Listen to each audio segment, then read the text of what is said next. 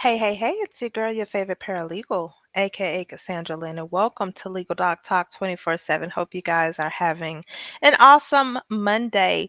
Hey, so I wanted to switch cases for a minute because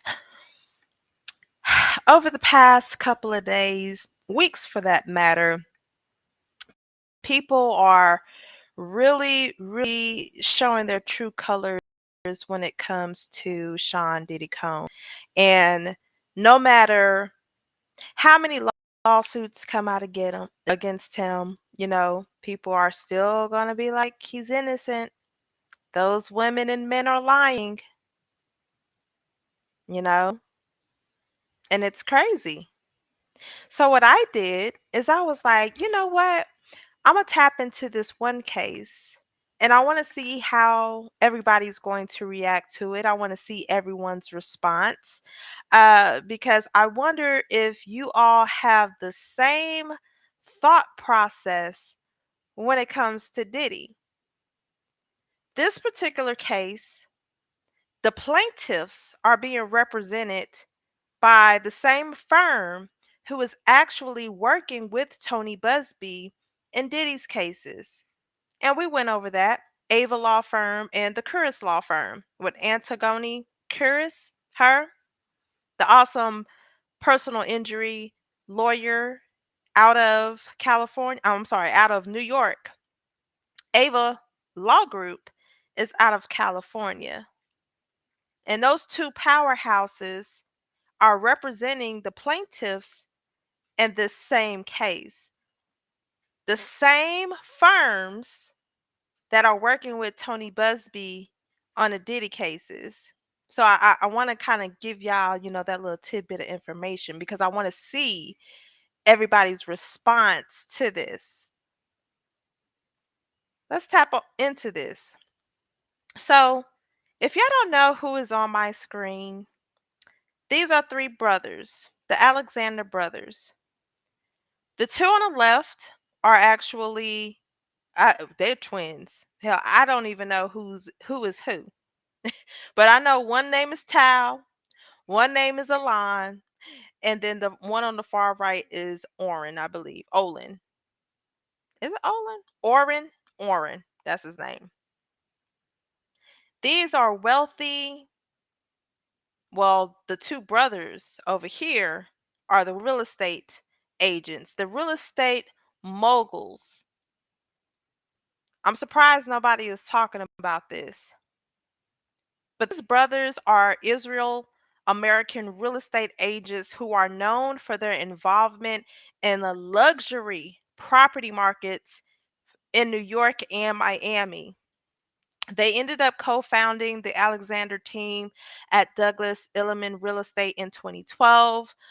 They achieved significant success in high-profile transactions. In 2019, they co-represented the buyer in the United States' most expensive residential sale, a $238 million penthouse at 2020 Central Park South in New York City. Guess who their clientele was? Notable figures such as Leon Black, Lindsay Lohan, Kim Kardashian, and Kanye West. But guess what happened? In December of 2024, 2 months after, was it 2 or 3 months? I can't even count. 3 months. 3 months after Diddy was arrested, Tal, Alon, and their brother Oren were arrested on federal charges of trafficking, ex trafficking. And guess what? They were also accused of? They were accused of rugging and sexually assaulting dozens of women across multiple states from 2010 to present. And I'm going to go over their indictment. But the indictment alleged that they used their wealth and their status to exploit women, often inviting them to events or trips where these women were assaulted. And guess, once they arrested, they're going to plead not guilty. Now they face up to life in prison if they are convicted. I hope I get the same outrage and the same comments that I do on the Diddy video, because I want somebody to say, "Oh, it's because they're wealthy black men." I'm ready for those comments. I'm ready for those comments. As of January, the Alexander brothers are detained at the Metropolitan Detention Center in Brooklyn, and they are currently awaiting trial. So, obviously, the MDC is the facility where all the high profile individuals face charges. So, I'm wondering if they, met Diddy and Luigi. But yeah, this is them. And it says on the FBI posts that if you believe you are a victim of any of these individuals or have knowledge of their criminal conduct, please contact the FBI. Now, the only reason why I brought this up is because Friday, thus the reason why Tyrone Blackburn went ahead and filed that Kirk Burrows versus Sean Combs at 11:55 p.m. that night, was because the New York City Gender Motivated Violence Act, the GMVA, it was time. Wait, let me see. They had a look back window. So what they did was the act was actually amended to add 2-year look back window, allowing survivors to file claims for previously time barred acts until Friday, February 28, 2025. Now, unfortunately, as of Saturday, and until they make any other amendments on this, the only claims that they're going to accept is within the standard 9-year period. Okay.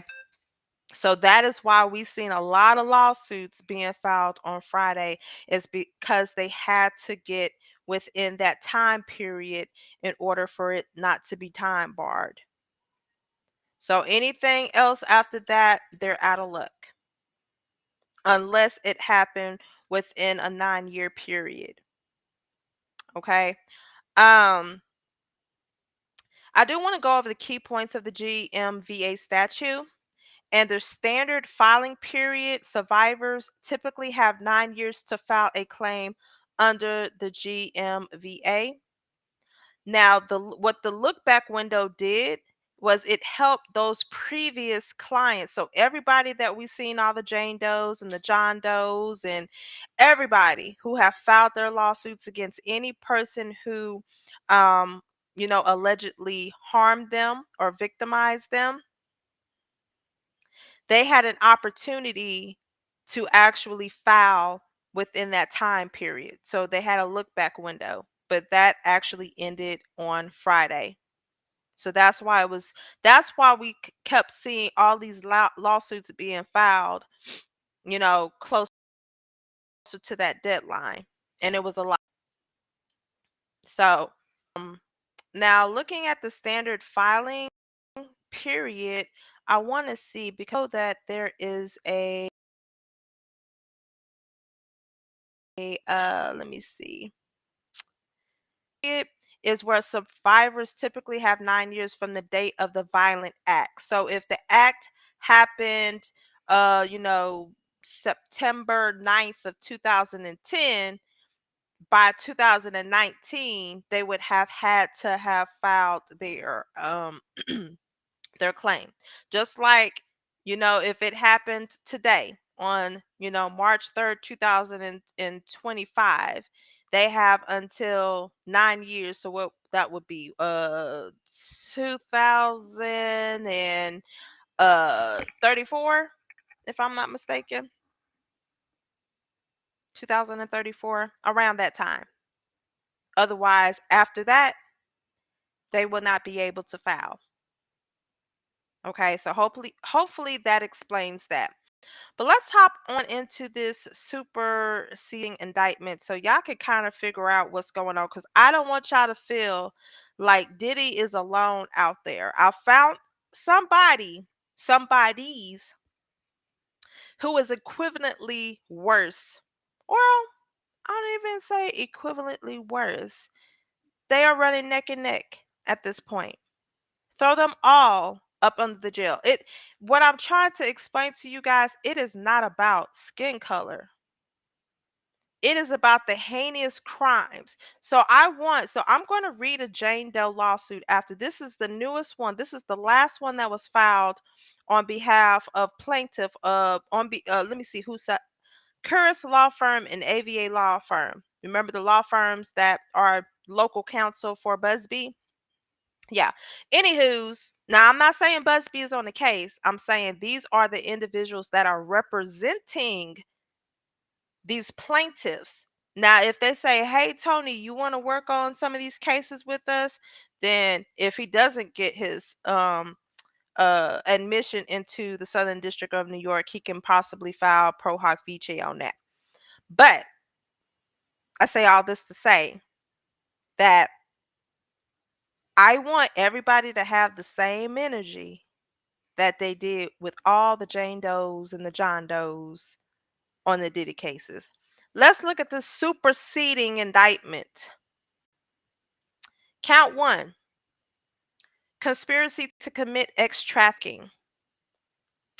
For well over a decade and at all times relevant to this indictment, Alon Alexander, Alexander, and Tal Alexander, collectively the Alexander brothers, the defendants worked together and with others known and unknown to repeatedly and violently sexually assault, and rape dozens of victims.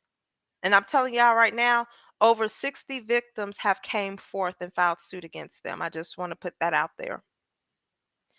At times, the Alexander brothers arranged for these sexual assaults well in advance, using the promise of luxury experiences, travel, and accommodations to lure and entice women to locations where they were then forcibly raped or sexually assaulted, sometimes by multiple men, including one or more of the Alexander brothers. Other times, the Alexander brothers encountered and chose their victims by chance. Often, the Alexander brothers rugged their victims before assaulting them, preventing them to or from fighting back or escaping. Alon, Orrin, and Tal Alexander, the defendants working together and with others to carry out and facilitate their ex trafficking scheme, including on some occasions by committing forcible rapes and sexual assaults together, and with others jointly arranging domestic and international travel and accommodations and jointly financing the scheme. So let's figure out who they boys is. Alon, Orrin, and Tal. So okay, that makes sense. So Alon and Orrin are twins. So I had them mixed up. So Alon and Orrin are the twins. Tal is approximately 1 year older. At all relevant times to this indictment, Orrin Alexander and Tal Alexander were real estate agents who focused on ultra luxury markets in New York City, Miami, Florida, and other locations. Since at least in or around 2012, Alon Alexander has been an executive of private security firm owned and operated by his family. Starting in at least in or about 2010, Alon, Orrin, and Tal and others known and unknown operated a long-running ex-trafficking scheme as part of which they raped and sexually assaulted women to whom they had provided material benefits, including domestic and international travel to vacation destinations, luxury accommodations at high end hotels and vacation properties, and access to other luxury experiences and events. The Alexander Brothers scheme was based in, among other places, Manhattan, New York, and Miami, Florida, where the defendants maintained residences and where their businesses were based. To carry out and facilitate their ex trafficking scheme, Alon, Oren, and Tal used deception, fraud, coercion to cause victims to travel with them or meet them in private locations. Thereafter, the Alexander brothers used various methods, including rugging the victims and, at times, physically forced to grape and sexually assault the victims, sometimes alone and sometimes together. In particular, the defendants used the following means and methods, among others, to carry out their ex trafficking schemes. The brothers used their wealth and positions to create and facilitate opportunities to grape and sexually assault women. In particular, on multiple occasions, Orrin and Tal used their prominent positions in the real estate industry to induce other women to attend events and parties and to meet other women at those events and parties whom one or more of the defendants later sexually assaulted. The brothers worked together and with other men to arrange events and domestic and international trips they used as bait to recruit, entice, harbor, transport, and maintain multiple women. During the events and trips, the defendants frequently raped and sexually assaulted the women they enticed to attend. At all times, Alexander brothers use social connections or the guise of starting a relationship to lure and entice women to meet with one or more of them at a public place or a group event, or to travel to meet one or more of the defendants. On multiple occasions, defendants, alone or together, then sexually assaulted the women, sometime within hours of meeting. Immediately following the sexual assaults, the defendant sometimes offered the victims material items, including travel, concert tickets, and other luxury experiences. I'm just checking on y'all. Y'all all right? All right. Some trips and events were organized by the Alexander brothers well in advance and involved domestic and international travel. The brothers worked together with others to recruit women to attend these trips and events. The defendants at all times with others shared photographs of women to select those they found sufficiently attractive to invite.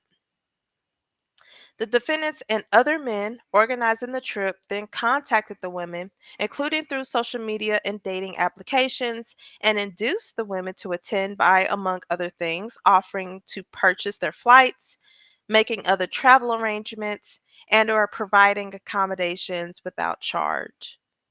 In addition to inviting women to their daily events directly, the brothers and others worked with party promoters to arrange for women to attend events or travel with them in order to ensure that there were a sufficient number of women present. On some occasions, after the women accepted their invitations to attend a particular event, the brothers transported women and caused the women to be transported across state and international lines. The defendants and other men attending the trips pooled financial resources in order to pay for the flights and other travel expenses for the women. When is these folks going to get enough? In advance of the events, the brothers and others procured rugs that they agreed to provide to the women, including, among other things, uh, I'm going to call it Becky, mushrooms, and GHB. On multiple occasions during these events and trips, the Alexander brothers and other surreptitiously rugged women's drinks. Who that sound like? Some of the victims experienced symptoms of impaired physical and mental capacity, including limitations of movement and speech and incomplete memories of events. The brothers, sometimes acting alone, sometimes with each other, and sometimes with other men, forcibly raped or sexually assaulted their victims. At times, the defendants physically restrained and held down their victims during the rapes and sexual assaults and ignored screams and explicit requests to stop. The agreement between the brothers encompass numerous other acts of sexual violence in addition to sexual assaults during planned trips and events. On numerous occasions, the brothers rugged and raped or sexually assaulted women they encountered by chance, including women they met at bars and nightclubs, social events, and on dating applications. The Alexander brothers similarly carried out these rapes and sexual assaults by, among other things, rugging and incapacitating victims, taking victims to isolated locations, physically restraining victims while raping and sexually assaulting them alone, together, and with other men, and ignoring victims' explicit demands to stop. Are they lying? Is the women lying on them? I just want to know.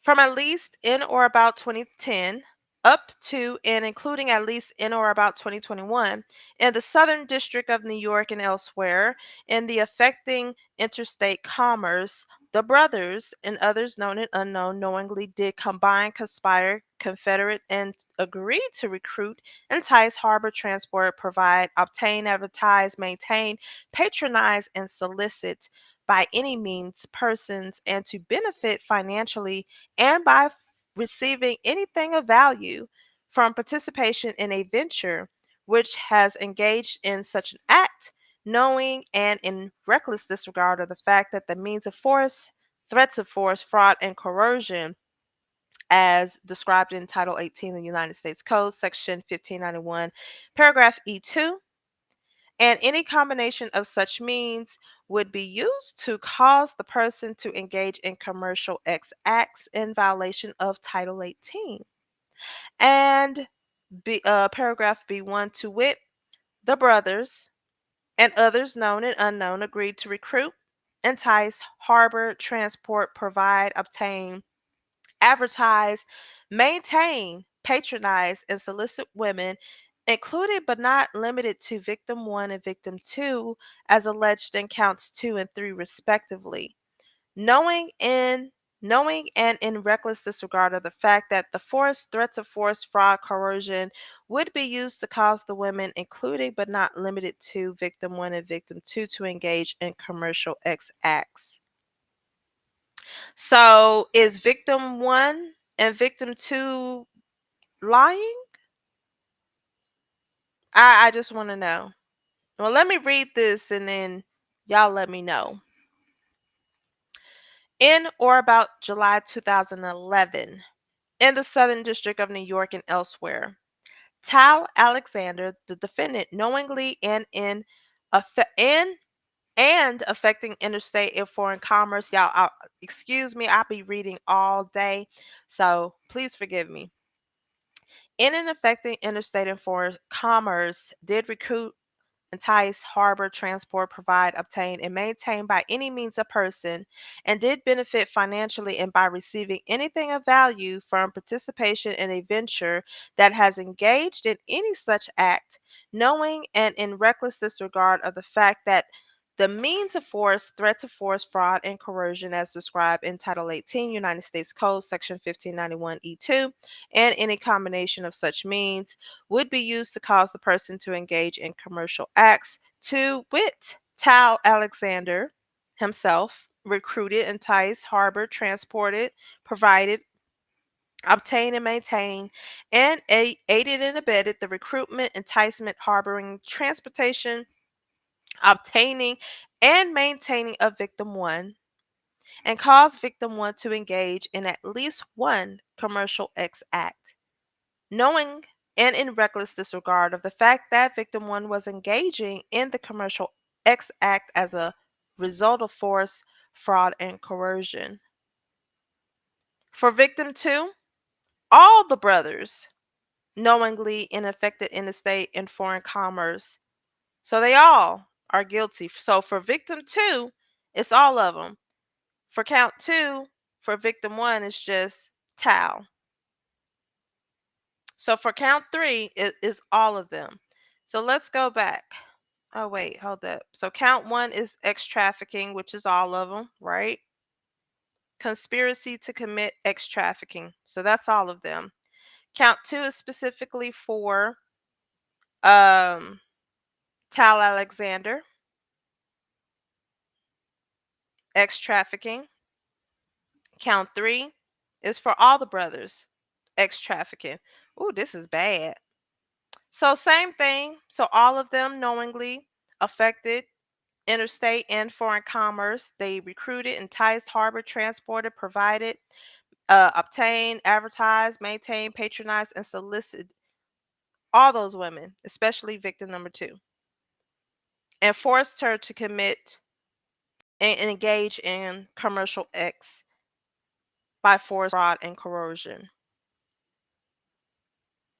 As a result of committing the offenses alleged in counts 1 through 3 of this indictment, the brothers shall forfeit to the United States pursuant to Title 18 United States Code, Section 1594, any and all property, real and personal, involved in, used, or intended to be used to commit or to facilitate the commission of said offenses, any and all property, real and personal, constituting or derived from proceeds obtained directly or indirectly as a result of said offenses, and any of all property traceable to such property, including but not limited to a sum of money in United States currency representing the amount of property involved in said offenses and proceeds traceable to the commissions of said offenses. Mm. Yeah, and this is the standard language. If any of the above described for forfeitable property as a result of any act or omissions of the defendants cannot be located upon exercise of due diligence, has been transferred or sold, deposited to a third person, has been placed beyond the jurisdiction of the court, has been substantially diminished in value, or has been commingled with the property which cannot be subdivided without difficulty, it is in the intent of the United States to seek forfeiture of any other property of the defendants up to the value of the forfeiture, for, forfeitable property. Whew, it's been a day. So that's their indictment. That is their indictment. Now I want to tap into, hold on, let me write this number down. I want to tap into their the last lawsuit that was filed by this deadline. I checked, there were no more lawsuits. There were no more lawsuits. This was the last lawsuit that I was able to pull. Oh, and you know what? Hold on. Hold on. Because I may be telling a story. Let's just do one, brother. Let's see what pulls up. Because I forgot that was district court. So this is the New York Supreme Court. Okay, I don't see nothing. I put Elon like Elon Musk, child. Okay, so actually there was the last lawsuit was filed. This is crazy. Let's do this. Because y'all have to, so they were filing in both the federal court as well as the New York State Court. So those are different. Look at this. Look at this. 2021 was the first one that was filed by Jane Doe. Look at this. I want to know what happened to a lot of these. I'm eventually going to go into those.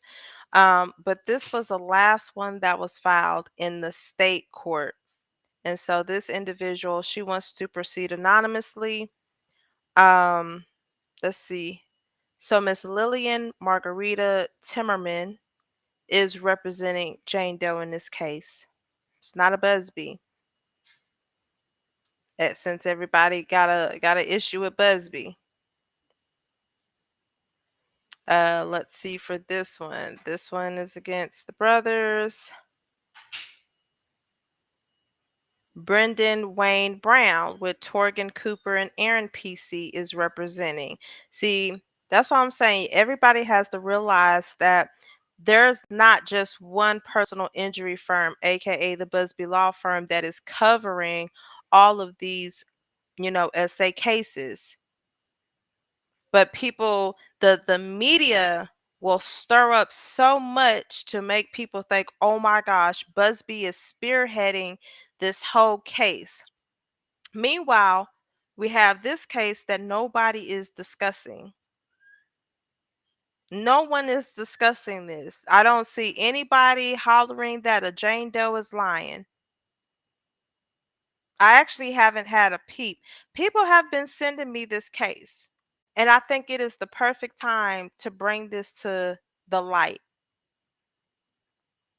I want to see the outrage on this. I'm gonna tell y'all the egregious and heinous things that these brothers were doing to these women. They were trafficking, they were rugging women, putting stuff in their drinks till they became incapacitated. Here is this Jane Doe. Anybody got a problem with her filing under the pseudonym?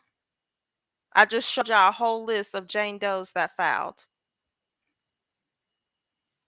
For a decade, for over a decade, Miss Doe has been taunted by memories of sexual assaults conducted by two notorious men, Tal and Elon Alexander. Their brother, Orrin Alexander, was in the room next door when these grapes occurred. Miss Doe has lived with fear that she was powerless to speak up about the way she was victimized by these privileged men. However, due to the strength of other women who have spoken up about their experiences of sexual assault involving the Alexander brothers, Miss Doe too has summoned the courage to hold them accountable for their conduct. In 2011, in the summer of 2011 in New York City, Miss Doe became one of Alexander Brothers' many victims. She was invited to the Alexander Brothers shared apartment, and once there, Miss Doe was plied with alcoholic drinks, which, upon information and belief, contained additional illegal substances which altered Miss Doe's capacity. Miss Doe was then repeatedly sexually assaulted by Tal and Elon Alexander. Miss Doe pleaded for her gRapist to stop, but they continued unimpeded. Orrin Alexander also presented in the apartment, excuse me, and well aware that Miss Doe was being raped, did not lift a hand to help or stop the attacks. While this event was life altering for Miss Doe, it was fully consistent with the Alexander brothers' well documented modus operandi. Tal, Alon, and Orrin Alexander were recently arrested on federal ex trafficking charges for the horrific and prolific sexual assaults of dozens of women all over the United States and beyond.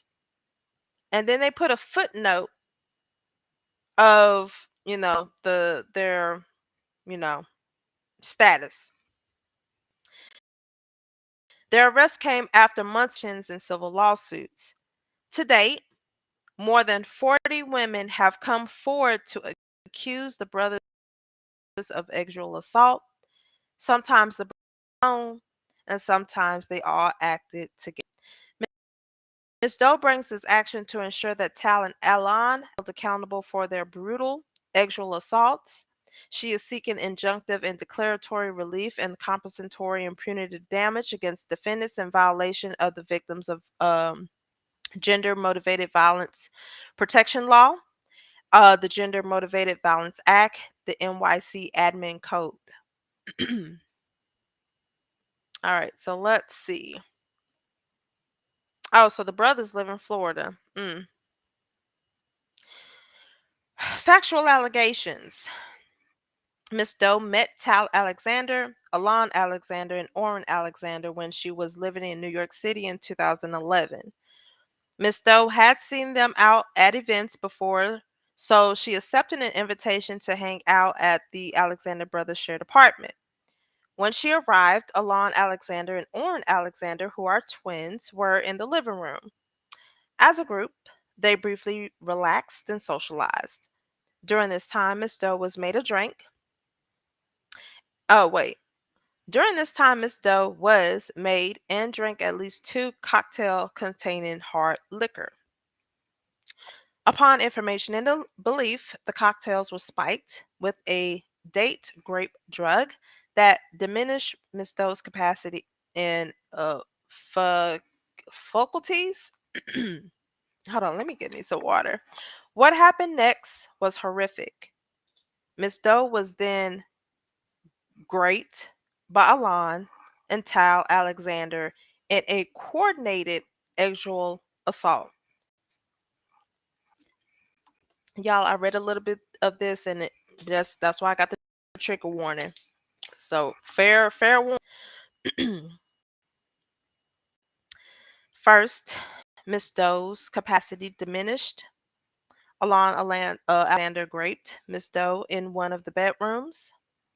With Miss Doe lying down on the bed, he positioned himself between her legs at the side of the bed. He grabbed her legs, wrapped them around him, leaned over, and then entered into her with his stuff. Miss Doe was unable to move or stop him. Miss Doe, confused and lacking her full capacity, said, "What? No." Alon Alexander proceeded to grape Miss Doe despite her plea for him to stop. Alon proceeded to grape Miss Doe.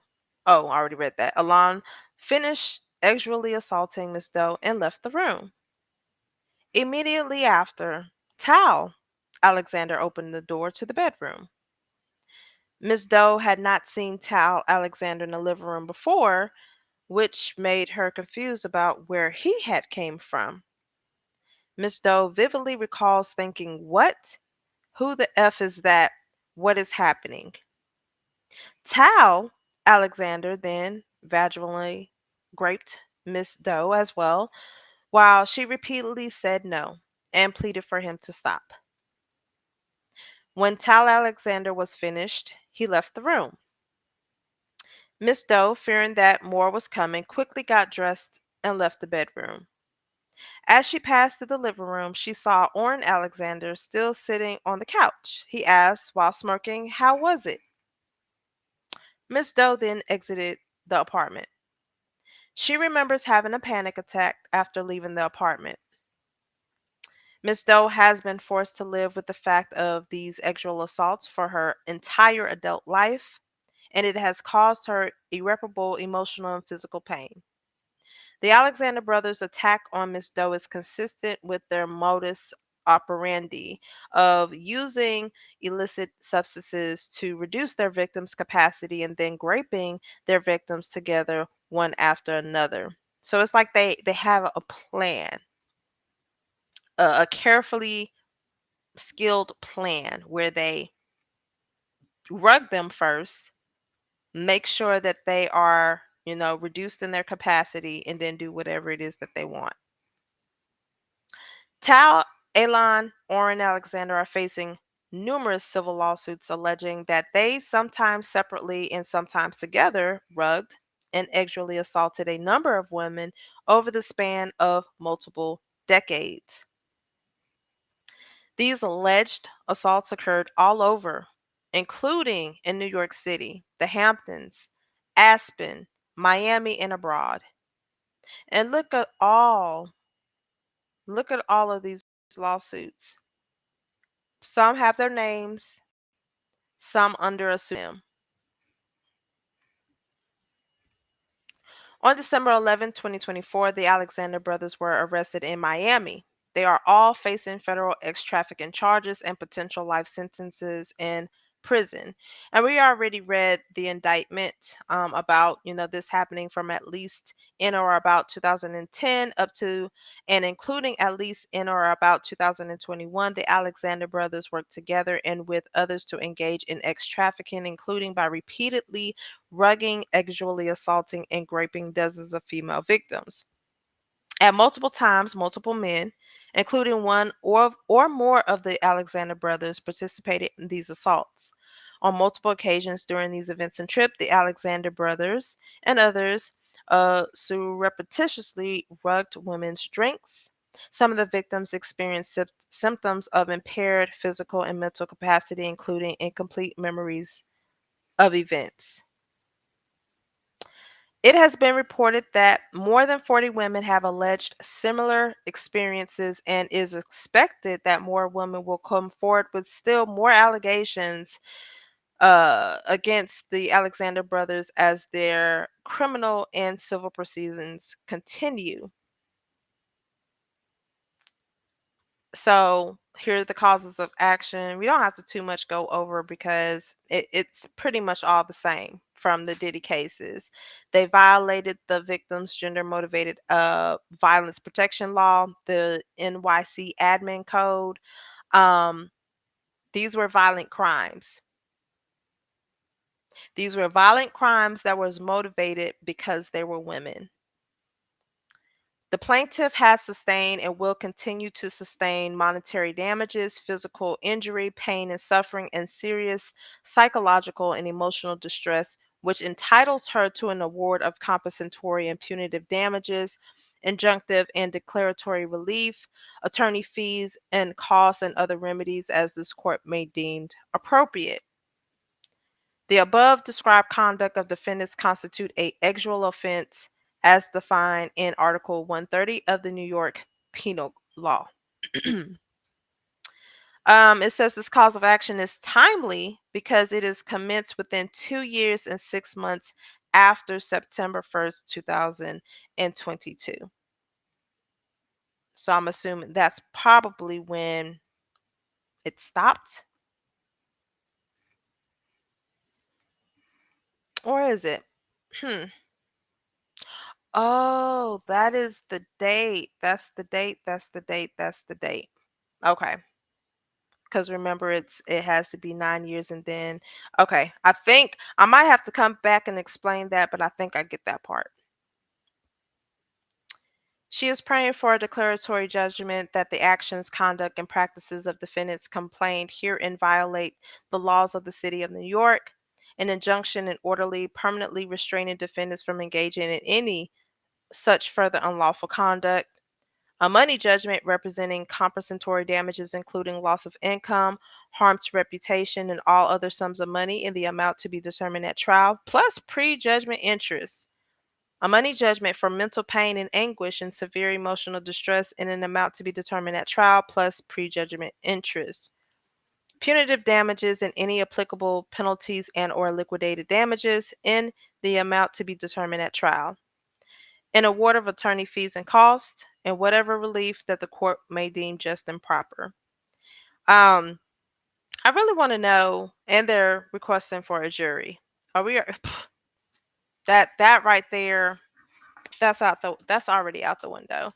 Let me pull up the actual docket for the brothers to see how their criminal docket is doing, because we know Diddy, he has trial. He has trial what, May 5th? And let's see what's been popping off in this one. I'm nosy because I want to see who the law offices of Richard Clue. Look at this. Mm, mm, mm. Mm, mm, mm, mm. Oh wait, this is just where the other brothers at? We'll go to the dang docket in a minute. So let's see the indictment, December 11th. Da da da da da. Arrest. Oh, Orrin wasn't arrested until January the 8th. Mm, mm, mm, mm.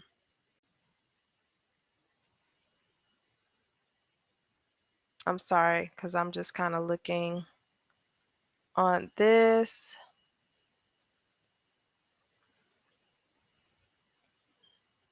Yeah, and their bond hearing was denied too, y'all. They was trying to get out just like Diddy. They were trying to get out just like they neighbor. Like, neighbor, can I borrow some sugar? I'm sorry for laughing, y'all. So now they put a protective order in place. So a lot of the stuff we won't be able to see.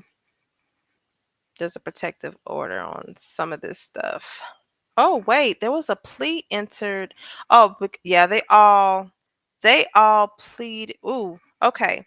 So let's see what this is. Let's see what this is because it says that a plea was entered. All right. So, whereas on February 7th, the parties appeared before the court for a status conference and arraignment, it is hereby ordered that the trial in this matter will begin on Monday, January 5th, 2026. It is further ordered that the pretrial motions are due by May 20th, 2025. So, whoo wee, that's a long time. 1/5/2026. I'm writing that down for their trial date. Cause they like, look, we already got something going on with Diddy. It's gonna be too much. We need to stagger this. I'm gonna read their pleas right quick. This is a minute entry from the court that when they set their date, it was an arraignment since they already got all of the brothers. So remember that there were 3 counts of the X trafficking. Then there was a count for X trafficking for Talon, I believe, for victim 1, and then for victim 2, it was all of the brothers for X trafficking. So arraignment as to Alon Alexander, count 1, 3, and Orrin Alexander, count 1 and 3, and Tal Alexander, count 1, 2, and 3. Plea entered by Alon Alexander on let me see. They all said not guilty. They all said not guilty. I'm trying to see if there are any other. Nope.